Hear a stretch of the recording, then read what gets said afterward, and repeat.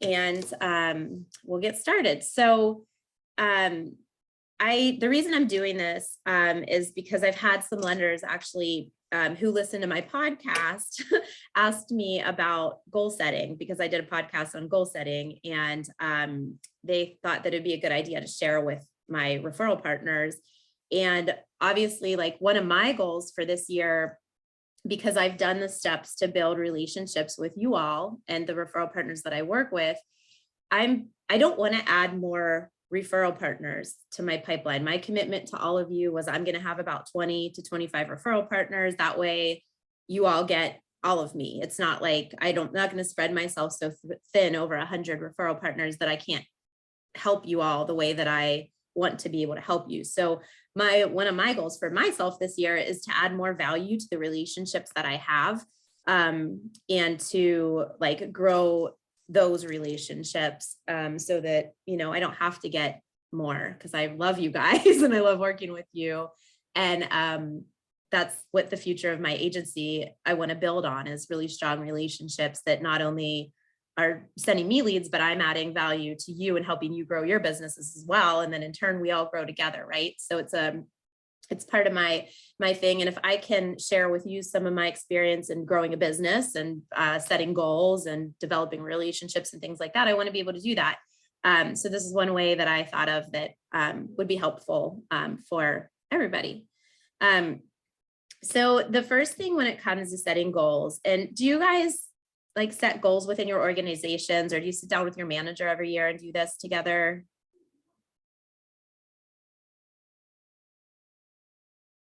Yes, no. No. Okay. That's kind of what I thought. And that's kind of what the feedback was the last time that we talked about this. So that's where I thought this might be helpful. Because clearly I'm not your manager. I just want you to succeed because I love you. And that's part of our relationship. So being able to know your numbers is a huge part of goal setting. So in the sheet that I sent you guys, there's the upper column is all about what you did in 2021. So hopefully you have an idea of that. If not, today you can just estimate it and fill it in like with what you think.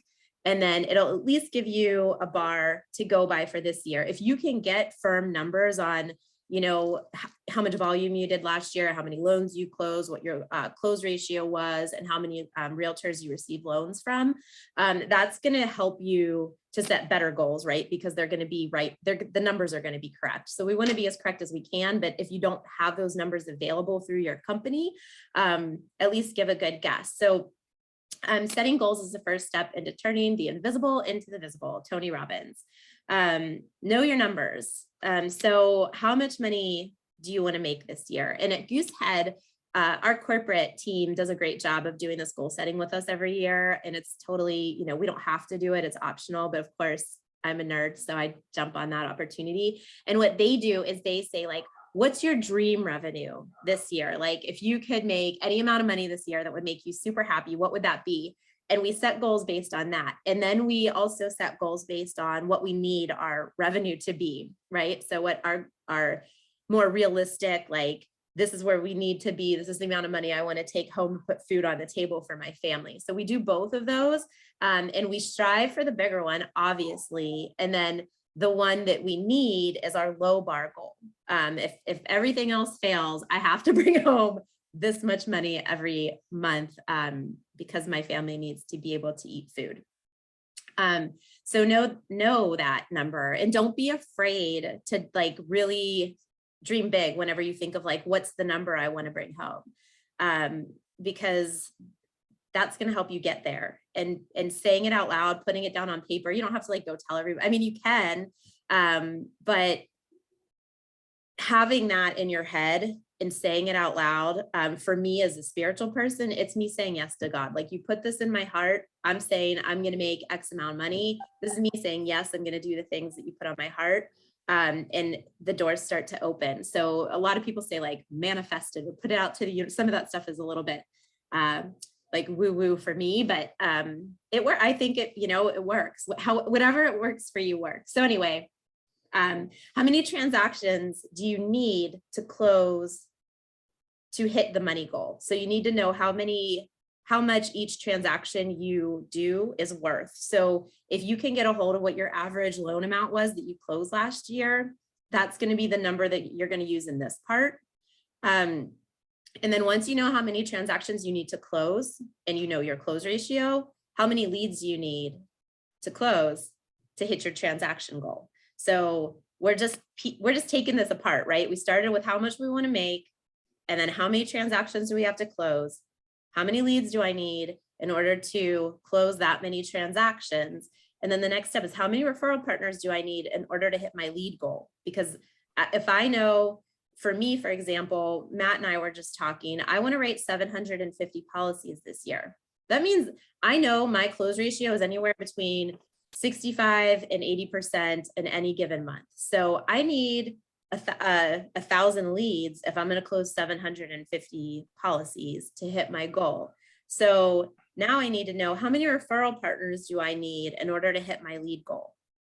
And this is where knowing who your realtors were that sent you leads last year and how many about on average they're sending you per month. That's going to help you know, okay, I need 4 more realtors to work with, or I need 5 more, or maybe you're like me and like, I don't need any more. I just need the ones that I'm working with to send me 1 more a month, you know, or whatever that is. Like for me, like I said, I have about 25 referral partners that I work with. If they all send me 1 more lead a month, that's 25 more leads a month. That gets me easily to my 62 policies that I need a month in order to hit my goal of 750 per year. And I know once we look at the spreadsheet, all my like jibber jabber will be on. So if you're a numbers person and not a, like me, I'm a very not numbers. Like I like numbers, but what's a comprehensive learner. I like words. Conceptual. There you go, Joe. Like I'm the kid that had to meet with my professors during like communication law class and be like, hey, I understand all of these cases and I know who the people were and I know who won and I know why they won, but I don't know what date that happened on. So like, you're going to have to just give me an A based on the fact that I know the other things. And he did, by the way. So then once you know how many referral partners you need to know how many visits or how many touch points you need with each referral partner in order to hit your referral partner goal. So I'm going to pull up this spreadsheet that I sent to you all. And you guys go ahead and like pull it up on your screens as well if you want to, or you can just watch and then play with it later. But this is where you're going to want to enter in your 2021 metrics. So you know, how much did you fund last year? Was it $10 million? Was it $5 million? You know, what did you do last year? Do you guys all know this? Like, is that something that's provided to you from your bank or your business? Yeah, I mean, they give us a spreadsheet that gives everything. So it's very easy to just get the sum and figure out exactly where you're at. Okay, cool. I was gonna say, if not, ask them. I'm sure they have the numbers. So you can actually, heck, I probably have those, like it will take me a little bit of work, but I probably have your numbers because I know it's kind of weird, but it's public data, right? So Goosehead actually pulls in all the lender information into Salesforce, and we're able to see, like, basically I can see every loan that you close. If I wanted to like sit there and do that, which I don't do that. But anyway, what I'm saying is I can help you if you need that help. We can kind of look at, I can pull a report through my system. If they're not always 100% accurate, but they're pretty close. And you can see those numbers if you don't have them, but it sounds like at least Union Savings Bank, you guys have them. And I'm sure Renee, you have them too, but I know you just moved over there. So maybe your last year's, maybe I can help you with last year's if you don't have the ones from Farmers. But just let me know. So then how many prospects, did you work with? How many units did you fund? So this is where you get your closing rate or your conversion rate. If you had 150 leads and you funded 50 of them, you have a 33% close ratio. This is pretty easy. And I don't know, like, I know in the loan world, the conversion rate is obviously going to be lower than like mine because I'm closing like 60 to 80%. I think the couple lenders that I've talked to about this, it's been between like 20 and 30 or 20 and 40. So just kind of depends on your business model and where you're getting your leads and things like that. And that's another area where like having the right referral partners helps to increase the close ratio.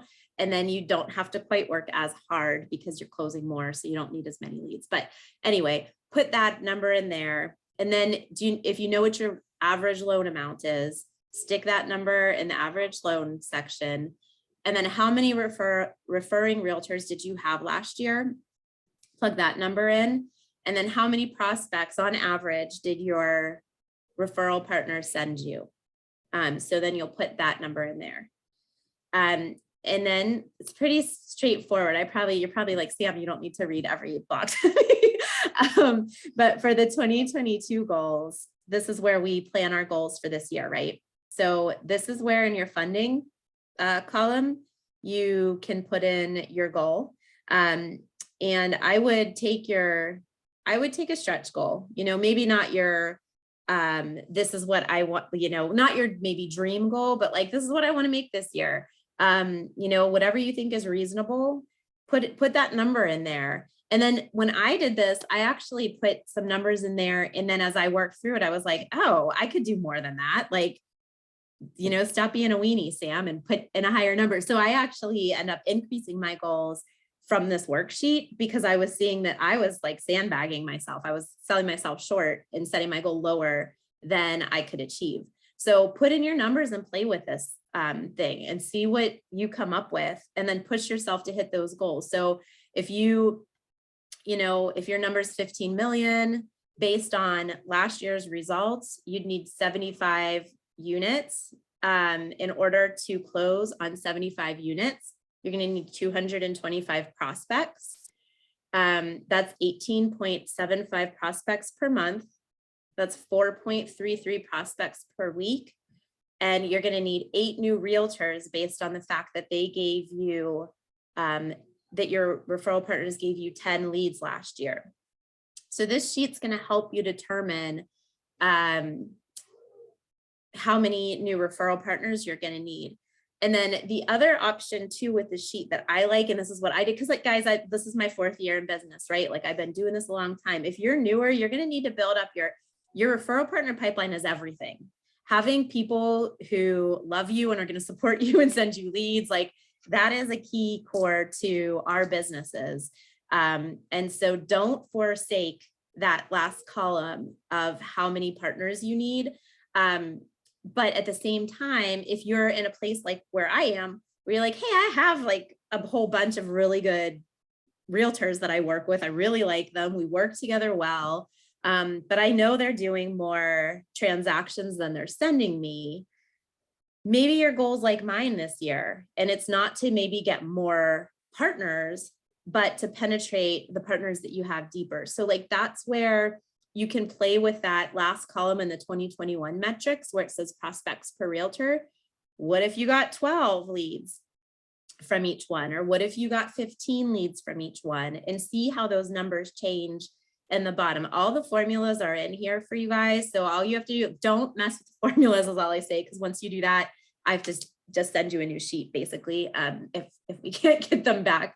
But so it's not that big of a deal, but don't play with the formulas, just plug in the numbers and see what you get. But this will help. I think a lot of you are in the same place I am, because we started together. I know, Joe, you were already ready in loans, but kind of making moves when we met. Mauricio, you were just starting out when we met. So you guys are still like in the same boat, basically, where as far as like, you probably have a bunch of partners that you really like, but maybe they're not giving you, more than half of their leads, and you'd like to get more from them. So maybe this year for you is that year of strengthening relationships and finding out how you can, have a deeper relationship to work together. Or maybe you're at a point where you're like, some of these people I don't really love working with, and so I'm not going to work with them anymore, and I want to find 5 more new referral partners. But at the end of the day, this sheet should help you figure out what your action steps are going to be, and where you need to go with your business. Does anybody have questions on the sheet?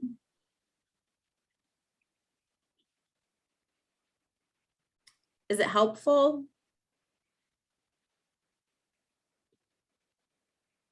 Very helpful. All Oh, right. you can hear me. Yes, I heard that. So thank you. Thanks for saying that. So yeah, so that's really like the bulk of what I wanted to go through with you guys. And I just wanted to provide you with this tool that I think is a great resource. I play with this thing every day. So like, I'm probably lying. I don't do it every day, but at least a few times a week, I'll pull out my sheet that looks just like this. I plug in my numbers, and mine's a little smarter because Goose had made it so that it jives with Salesforce. So like there are links like where it says for my last year numbers, conversion rate, whatever, I have it on a month by month where I click on that under, like if this was blue, I click on it and it pre-fills what my close ratio was last month. So mine's a little bit easier to use, but I don't have access to you guys' systems to be able to link those things. So, you know, put it in there, and then you can kind of look at this, you know, on a monthly basis. Once you find your goals, let's say, okay, I need 75 units. No, I need 225 leads this year in order to hit my goals. This is where I like that it breaks it down by month and by week. So if I get 18.75 prospects this month, then I'm gonna hit my goal this month of getting the leads I need in order to hit my long goal. So I like this because 18.75 in a month is not nearly as overwhelming as 225 for the year, right? And then you can break it down even deeper to like 4.33 per week. All right, on Monday or Sunday, when you're planning your week out, now you know, okay, I need to get 4.3 leads this week. So if I get a lead a day, I'm going to close one of those or two of those, and that's going to get me closer to my 75 units needed for the year. So just breaking it down is so key. Like if I looked at my thing and said, I need 750 policies this year, like how am I going to do that? Well, I'm going to write 4 or 5 policies a day. Like that's what I'm going to do. And that's still a little bit big, but not quite as overwhelming to look at. And then the same thing with your realtors. So if we need 8 new realtors this year, we're not going to get them all in the first week, probably not going to get them all in the first month. But what we can do is say, okay, I know if I visit 15 realtors, 1 or 2 of them is going to be interested in working with me. You know, the other 13 are already going to have somebody, they're going to have a guy, they're going to be, you know, not interested in what I'm giving out. So I know I need to visit so many places. So my goal when I was growing my RP was that I needed to see 60 loan officers a month. That sounds pretty overwhelming, right? Like 60 visits a month, that's crazy. But when you break it down, it's 15 per week. And so then I would just take my week, and Tuesday, Wednesday, and Thursday, I wouldn't come into the office until I visited 5 loan officers. If I didn't have a breakfast meeting, a coffee meeting, or a lunch meeting, I was walking into banks and introducing myself. And I held myself to that.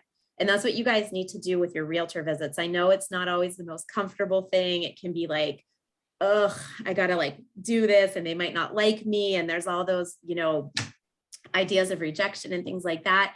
But don't sell yourself short by not doing those visits. Like I said, your RP visits are your key to success, and they're good. They're going to be what fuels your business to, you know, to the point where it starts to run itself. And then you don't have to do 60 visits a week. Now I probably do 3 or 4 meetings with my loan officers per week. And that's it. And I'm in the office the rest of the time because I need to be in here selling if I'm going to do 4 or 5, you know, policies a day. So, okay, back to any questions on the spreadsheet? Nope, very helpful. Thank you. All right, so I just had a couple more slides that might inspire you, and then we're done. So we'll probably be done by 9:30 unless you guys have questions or want to talk about anything. But basically the slide, just a goal should scare you a little and excite you. Set a stretch goal, and then set aside, make yourself each week to do your marketing. And if you're not comfortable walking in to realtor offices, or you're not comfortable calling over the phone, or whatever you're not comfortable with, don't do that. Go do something else, but make sure you're touching enough realtors that you're going to get your 8 new ones this year, or whatever that is. You know, get creative, host an event, do a training like this, do a like new home buyer seminar with them. Go out, you know, Joe, I know you go out and do realtor luncheons where you give them a lot of great information about your products and services.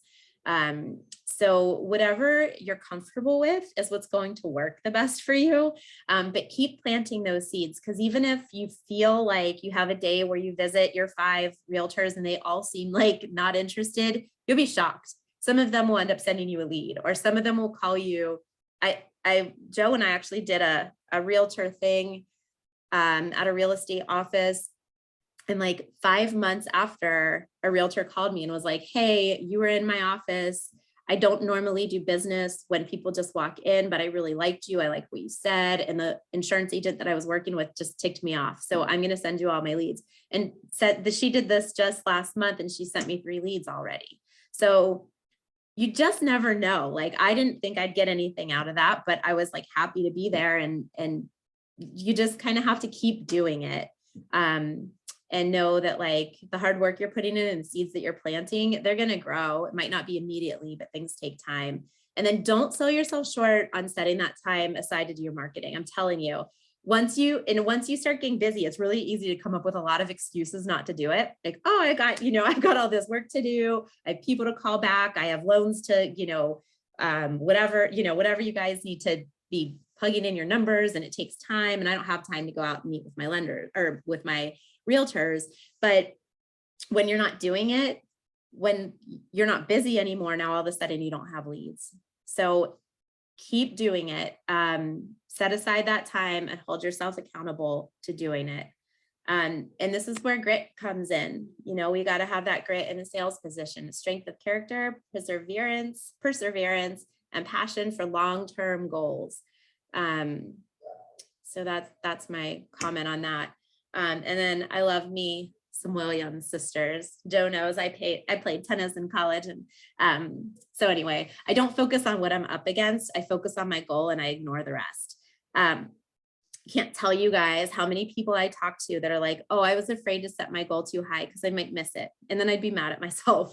And I'm like, oh my gosh, like, no, that's not right. Like, set your goal high. And if you don't hit it, learn from it. Don't get mad at yourself. Like, figure out why you didn't hit it. Maybe you did set it too high and you need to lower it. That's possible. But maybe you didn't do all of your referral partner visits, or maybe you're like not calling people back. Maybe you're not prioritizing your time in a good enough way, or maybe you need to work on polishing up your sales presentation.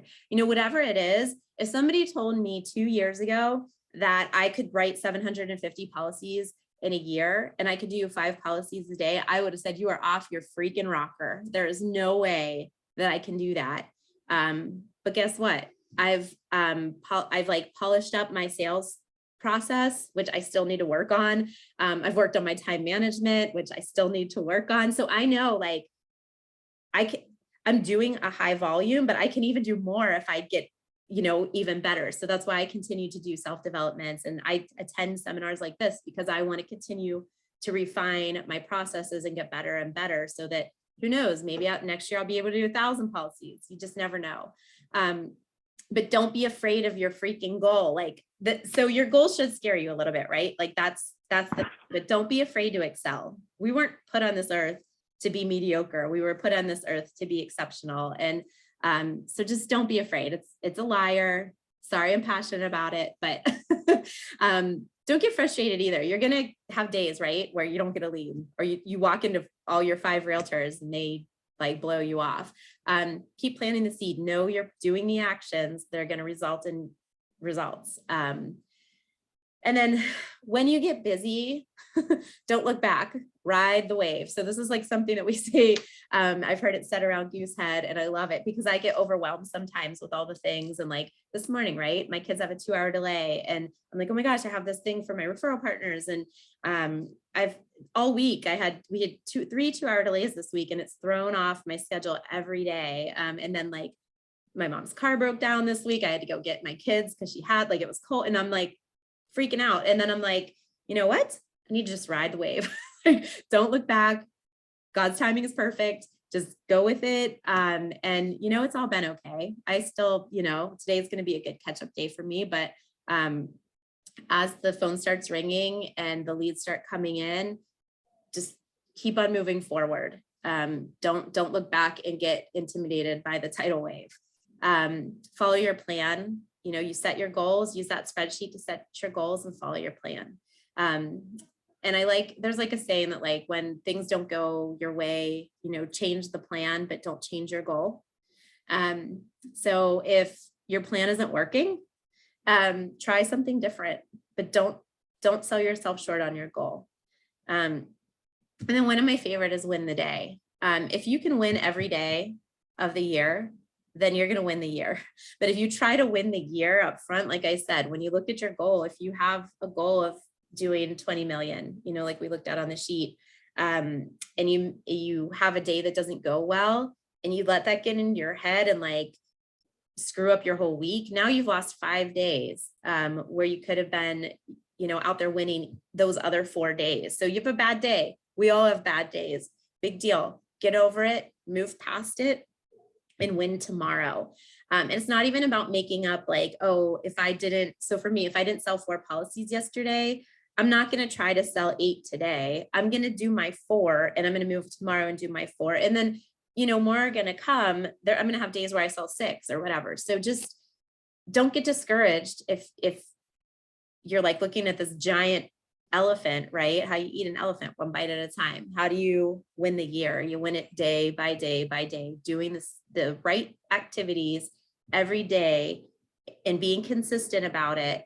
And, keeping those goals in front of you. And by the end of the year, you're going to look back and be like, whoa, I got 10 new referral partners instead of 8. And I ended up getting, all the leads that I needed. And I improved my close ratio because I read a book about how to close better or whatever. I learned something new and cool about my product that is helping me sell. So, just keep at it. You guys are all amazing. And you're all you all have right? You're likable, you have grit, you've got the tenacity. It's just staying motivated and continuing to do the right thing day after day after day for your business. So that's what I have for you guys today. It's not like a huge, crazy. This was great, Sam. Good. I'm glad. So I think probably the best part of it that you guys can take and keep is the spreadsheet. And you can play with those numbers. Did anybody do what I did and like put numbers in and realize like, oh, maybe I was shooting too low? Yep. Yeah. Once you see it broken down like that, you're like, wait a minute, I can do more than that. That's easy. So that's another thing that's good about it is it kind of keeps you in check. Sam, do you do anything like as far as reminders or I don't know what the word for it would be, but something just kind of like keep you focused on your daily tasks? Yeah, that's hard because, life is crazy. But yeah, so we have I've been through some trainings on like tasks and how to like prioritize to make sure I'm getting things done that need done the fastest. One of the things that I have had to challenge myself to stop doing is answering my phone if I'm not in front of my computer. So like I used to, if I was driving or if I was at the kids' gymnastics class or whatever, and somebody called me a client or whatever. If one of you guys calls me, I'll usually answer because you're not calling me to ask me a specific question about a policy usually. But if it's a client and I answer there, what happens? I tell them I'll call them back when I get to the office. I hang up, my kids do the mama thing for the next, day. I get into the office the next morning. I totally forget that they called me and I don't call them. So now they're having an awful experience with me. And so what I do now is I don't answer my phone if it's a client, unless I'm in front of my computer and I can help them. That's helped me immensely with like time management and not forgetting. So basically now what I do is I get in, I check my messages, right? I call back the most recent to the most what's the recent? The oldest? The oldest. And I do that because I want to provide an exceptional experience for everybody that I can possibly call. The person that called me the longest, I'm still getting back to them within 24 hours. They're still happy. But the guy that called me 10 minutes ago, he's getting a wow experience because I called him back quicker. So I'm still calling everybody back within a reasonable time, but doing it so in an order that is going to at least provide some of them are like, man, this woman's on it. She's called me back right away. And then and then you do the things for us, like we get kickbacks. If there's something wrong with a policy, our compliance department will kick it back to us. I take care of those. I don't get paid on a policy if it's not got all the signatures, if it's not got all the trailing documents, similar to you guys, right? You've got all these like pieces that you have to put together. For me, I don't get paid on those if they're not done. So guess what? I do those right away. The next thing I do, and if I'm in the office and the phone rings, I pick it up. That's the other thing. Like I pick it up. I then, things you can do within like 2 minutes. Like if somebody emailed me that they are adding a vehicle, forward that to my service team, it takes me 10 seconds. I get all those things off my plate. Once those things are off my plate, if nobody is calling in leads, I usually have some quotes sitting here that need worked on. I get those worked on. And then I, whatever time I have carved out for my referral partners, I'm still doing that around that. So basically, Joe, I guess to answer your question, like I really sit down on Sundays, and I plan my weekend and I see where I'm going to be. And then I kind of like fill in the gaps around that with my office time. But I do have a strategy when it comes to being in the office at what tasks I do first. And I didn't explain it well. That was a great question and I should have prepared for it, but I actually have a sheet that I have that tells me what to do in what order. So I can share that with you guys too. No, that was very helpful. Do you, could you put like a percentage or an hours of the day you spend dealing with current policies and buybacks or whatever you called them, and then also marketing and recruiting, those types of things? Yeah, so I treat reshops, and that's a great question. I treat reshops as new business. Because my current clients are just as valuable to me, if not more valuable than new leads that are coming in. And I need to show them that on the reshop in order for them to stay with me.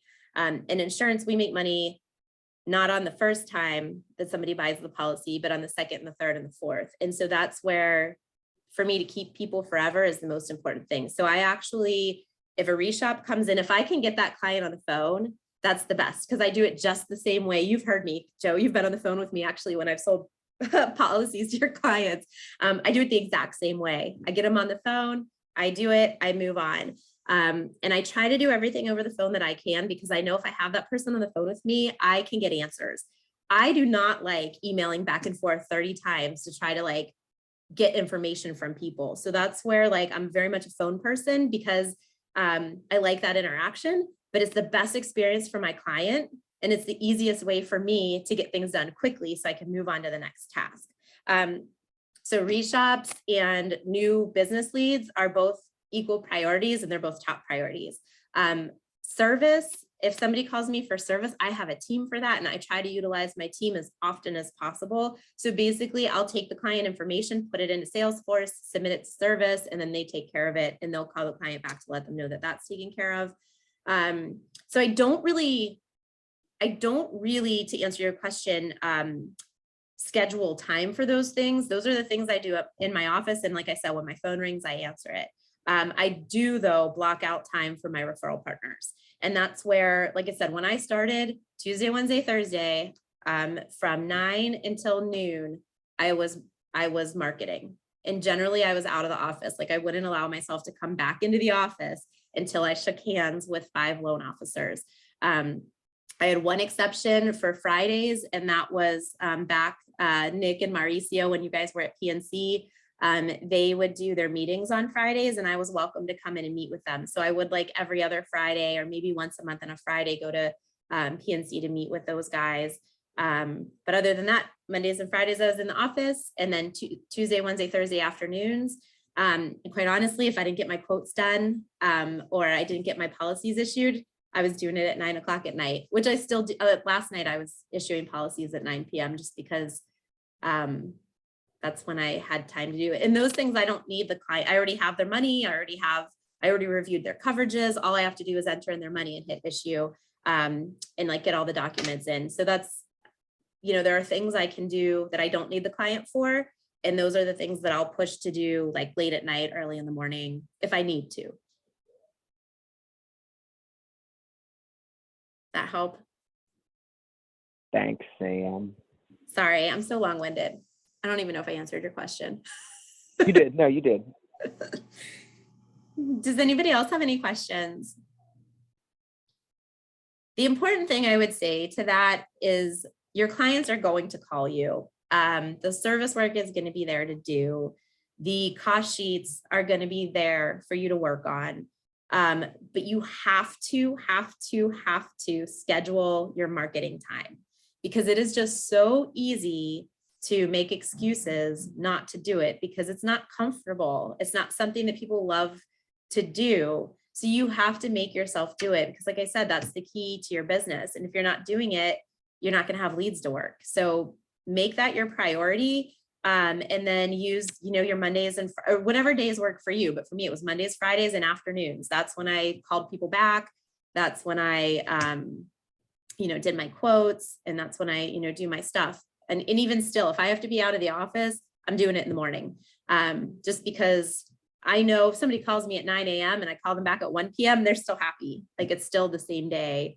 And I'm not, letting them down or anything like that. Any other questions? All right. This is great. Thanks, Sam. Yeah, thank you guys all for coming. And if there's anything I can do for you, let me know. If you have any questions on the spreadsheet, let me know. If you guys want to do any events or anything like that, let me know. I'm kind of hands tied at anything in the evening for the unforeseeable future, since my husband works long hours and I have the kids. But if you ever want to do something during the day, an event with realtors, or I love day drinking. Day drinking. I don't know about day, but the lady goes, picks up her kids after a glass of wine. Yeah, if you guys have ideas and you're not sure how to do them, like I'm more than happy to team up with you. Sometimes having two people is even better than one, because like Joe, like you, the example, like I'm able to, when I go with Joe to some of his luncheons, I tell everybody how awesome Joe is. I don't tell them how awesome I am. Like I don't need to. And then Joe tells them how awesome I am. So like, it gives you a little more credibility when there's two of you talking about each other than when you just go in by yourself and like, hey, I'm awesome, send me your business. And it also provides them one more level of help, right? You're helping them with a loan. And by the way, I have a team. Sam's going to make sure that the insurance is right, so that you close on time. She's never blown a deal for me, and she never will. So like, here we are. So if you guys ever need help with that, I'm more than happy to go out with you and visit real estate offices, and I don't know, do whatever it is to help. I'm here. Like I said, I want to be the partner that you guys know you can depend on. And I help more than just by writing insurance for your clients. Thanks, Sam. We appreciate it. Yeah. And before we jump off, does anybody want to be bold and say your goal out loud?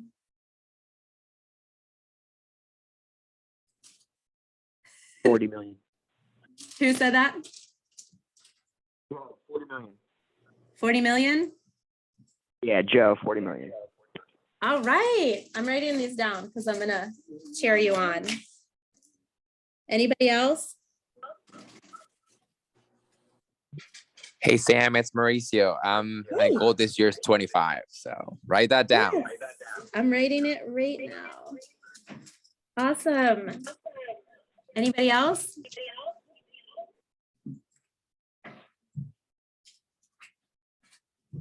Nobody else wants to share, that's fine. But if you want to share it with me, you can email it to me and I will cheer you on and check in with you and just see how it's going, just because it's nice to have that. And I expect you guys to do that for me. You've heard me say it so many times. 750 policies. I'm at 56 so far this month. So I'm on pace. I need 6 more this month in order to be on track, because I need 62 policies a month in order to hit 750. So thank you guys for everybody who sent me referrals so far this year, and who I know will moving forward. Yeah, let's grow together this year. And if like I said, if I can do anything at all to help you, let me know. And please give me feedback about the session and the last session, because if you like more of these, I can continue to do them. But I want to make sure I'm adding value and respecting your time. All right, my dears, we'll go have an awesome weekend. And if you need anything at all, let me know. Thank you so much for being here, and I'll talk to y'all soon.